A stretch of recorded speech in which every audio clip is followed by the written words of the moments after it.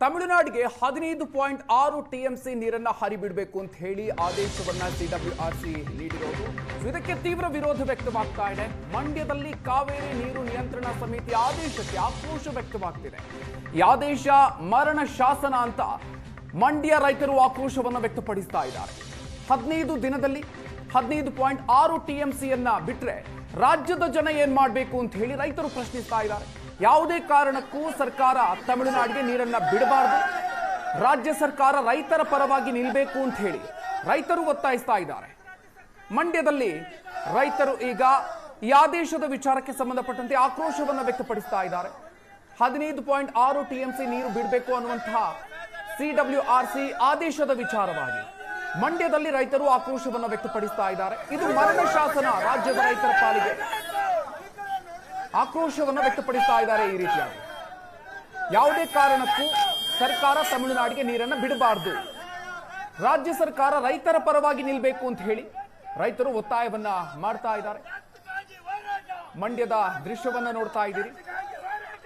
CWRC ನೀಡಿರುವ ಆದೇಶಕ್ಕೆ ಆಕ್ರೋಶವನ್ನ ವ್ಯಕ್ತಪಡಿಸಿ ಕೆಲ ರೈತರು ಬೀದಿಗಿಳಿದು ತಮ್ಮ ಆಕ್ರೋಶವನ್ನ ವ್ಯಕ್ತಪಡಿಸ್ತಾ ಇದ್ದಾರೆ.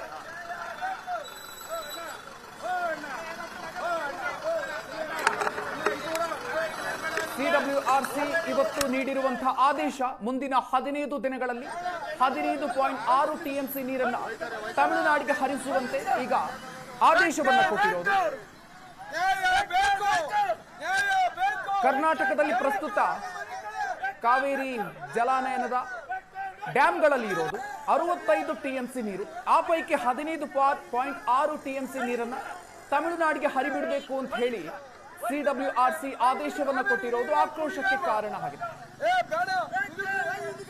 ಮಂಡ್ಯದಲ್ಲಿ ರೈತರು ಈಗ ತಮ್ಮ ಅಸಮಾಧಾನವನ್ನ ಆಕ್ರೋಶವನ್ನ ವ್ಯಕ್ತಪಡಿಸ್ತಾ ಇದ್ದಾರೆ.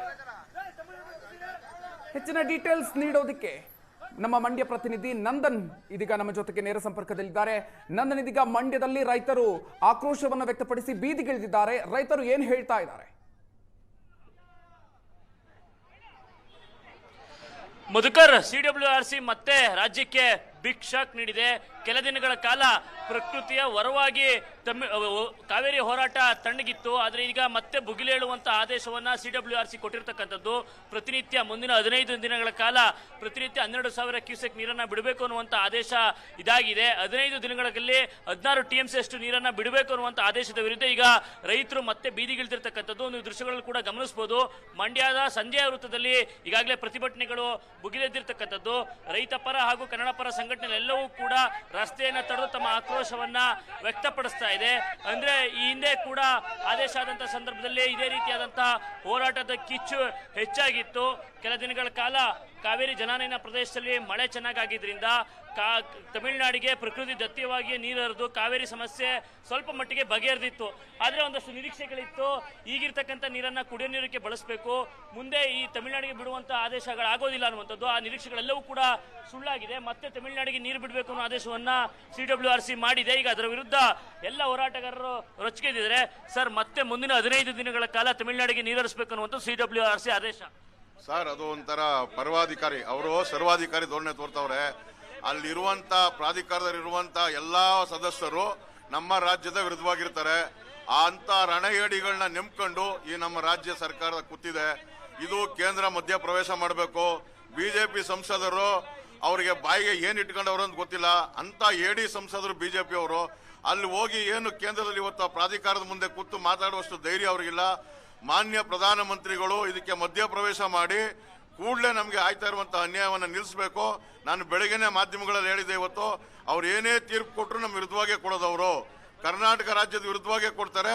ದಯಮಾಡಿ ಇದಕ್ಕೆ ಸಂಸದರುಗಳು ಬಿಜೆಪಿ ಅವರು ಏನಿದ್ದೀರಾ ನೀವೆಲ್ಲ ಅಲ್ಲಿ ಅಧಿವೇಶನದಲ್ಲಿ ಕುತ್ಕೊಂಡು ಧರಣಿಯನ್ನ ಮಾಡಿ ನಮ್ಮ ರಾಜ್ಯಕ್ಕೆ ನ್ಯಾಯ ದೊರಕಿಸಬೇಕು ಅಂತೇಳಿ ಈ ಮೂಲಕ ಆದೇಶವನ್ನು ಮಾಡ್ತೀನಿ. ಅವ್ರು ಏನಿಗೆ ಕೊಟ್ಟಿರುವಂತ ತೀರ್ಪು ನಮಗೆ ವಿರುದ್ಧವಾಗದೆ, ನಾವು ಅದನ್ನ ವಿರೋಧ ಮಾಡ್ತೀವಿ. ಸರ್, 15 ದಿನಗಳಲ್ಲಿ 16 ಟಿಎಂಸಿ ನೀರು ಕೊಡಿ ಅಂತ ಹೇಳ್ತಿದ್ರೆ ಸಾಧ್ಯ ಇದೆಯಾ ಸರ್? ಅದು ಯಾವ ಕಾರಣಕ್ಕೂ ಸಾಧ್ಯ ಇಲ್ಲ ಸರ್. ಜೂನ್ ಜುಲೈನಲ್ಲಿ ನಮಗೆ ಮಳೆ ಆಗ್ಬೇಕಾಗಿತ್ತು, ಆಗಿಲ್ಲ. ಏನೋ ಪ್ರಕೃತಿ ದತ್ತವಾಗಿ ಆಗಸ್ಟ್ ತಿಂಗಳಲ್ಲಿ ಮಳೆ ಆಗಿದೆ. ನಮಗೆ ಮುಂಗಾರು ಕೈ ಕೊಟ್ಟಂತ ಸಂದರ್ಭದಲ್ಲಿ ತಮಿಳುನಾಡಿಗೆ ಹಿಂಗಾರು ಮಳೆ ಆಯ್ತದೆ. ಹಿಂಗಾರು ಮಳೆಯನ್ನ ನೀವು ಕಾಪಾಡಿ. ಅದನ್ನ ಬಿಟ್ಟು ನಾವು ಬಿಟ್ಟಂತ ನೀರು ಈಗಾಗಲೇ ಯಥೇಚ್ಛವಾಗಿ ಹೋಗಿದೆ. ಅಂತಾದ್ರಲ್ಲಿ ನೀವು ರಾಜ್ಯ ಸರ್ಕಾರ ಪದೇ ಪದೇ ಅವ್ರಿಗೆ ನೀರು ಬಿಡ್ತಕ್ಕಂಥ ನಿಲುವನ್ನ ಪ್ರದರ್ಶನ ಮಾಡಬಾರ್ದು. ಯಾವ ಕಾರಣಕ್ಕೆ ಈ ಕನ್ನಡಿಗರ ಹಿತ ಮುಖ್ಯ, ಈ ರೈತರ ಹಿತ ಮುಖ್ಯ, ಈ ನಾಡಿನ ಜನತೆಯ ಹಿತ ಮುಖ್ಯ. ಜನ ಜಾನುವಾರುಗಳನ್ನ ರಕ್ಷಿಸಬೇಕು, ಜನರನ್ನ ರಕ್ಷಿಸಬೇಕಂತ ಜವಾಬ್ದಾರಿ ಮಾನ್ಯ ಮುಖ್ಯಮಂತ್ರಿಗಳಾದ ಡಿ ಕೆ ಶಿವಕುಮಾರ್ ಮೇಲಿದೆ. ನೀವು ಅದರ ಪ್ರದರ್ಶನ, ನಿಮ್ಮ ಗಟ್ಟಿತನವನ್ನ ಪ್ರದರ್ಶನ ಮಾಡಿ ರಾಜ್ಯದ ಸಂಸದರು ಒಕ್ಕೂರಲಿನಿಂದ ಈ ಕೆಲಸಕ್ಕೆ ಒಗ್ಗಟ್ಟಾಗಬೇಕು ಅಂತ ಈ ಮೂಲಕ ಅವ್ರಿಗೆ ಎಚ್ಚರಿಕೆ ನೀಡ್ತಾ ಇದ್ದಾನೆ. ಈಗ ಮಳೆ ಬಂದಾಗ ಕೇಳಿದ್ಕಿಂತ ಹೆಚ್ಚಿಗೆ ನೀರು ಕೊಡಲಾಗಿತ್ತು, ಈಗ ಮತ್ತೆ ಮಳೆ ಕಮ್ಮಿ ಆಗಿದೆ. ಈ ಸಂದರ್ಭದಲ್ಲೂ ಕೂಡ ಪ್ರತಿನಿತ್ಯ 12,000 ಕ್ಯೂಸೆಕ್ ನೀರು ಬಿಡಬೇಕು ಅಂತ ಹೇಳಿ ಪ್ರಾಧಿಕಾರದಲ್ಲಿರೋರು ಮನುಷ್ಯರೇ ಅಲ್ಲ. ಯಾವುದೇ ಕಾರಣಕ್ಕೂ ಈ ಪ್ರಾಧಿಕಾರ ಆದೇಶ ಒಪ್ಪುವಂತ ಜನವೇ ಅಲ್ಲ. ಪ್ರಾಧಿಕಾರದಲ್ಲಿ ಮನಸತ್ವ ಇಲ್ಲದೆ ಇರುವಂತಹ ಪ್ರಾಧಿಕಾರಗಳು, ಸಮಿತಿಗಳು ಕಾವೇರಿ ನಿರ್ವಹಣಾ ಸಮಿತಿ ಆದೇಶ ಮಾಡಿರುವುದನ್ನ ತೀವ್ರವಾಗಿ ಖಂಡಿಸ್ತೇವೆ. ರಾಜ್ಯದ ಮುಖ್ಯಮಂತ್ರಿಗಳೇ, ಕಾವೇರಿ ಕೊಳ್ಳದ ರೈತರಾಗಿ ತಾವು ಕೂಡ ಈ ರೈತರೇ. ಈ ರಾಜ್ಯದ ನೀರಾವರಿ ಸಚಿವರಾಗಿ, ಹಿಂದೆ ಉಪಮುಖ್ಯಮಂತ್ರಿಗಳಾಗಿ ಕಾವೇರಿ ಚಳವಳಿಯನ್ನು ಎದುರಿಸಿದಿರಿ. ಇಂತಹ ಸನ್ನಿವೇಶದಲ್ಲಿ ನೀವು ಆದೇಶವನ್ನು ಪಾಲನೆ ಮಾಡಿ ಸಮರ್ಥ ಮಂಡನೆ ಮಾಡಿದ್ರೆ ಹೇಗೆ? ಸಮರ್ಥ ಮಂಡನೆ ಮಾಡಬೇಕು, ಸಮರ್ಥ ಮಂಡನೆ ಆದೇಶ ಮಾಡಬೇಕು. ಕಾವೇರಿ ನಿರ್ವಹಣಾ ಪ್ರಾಧಿಕಾರ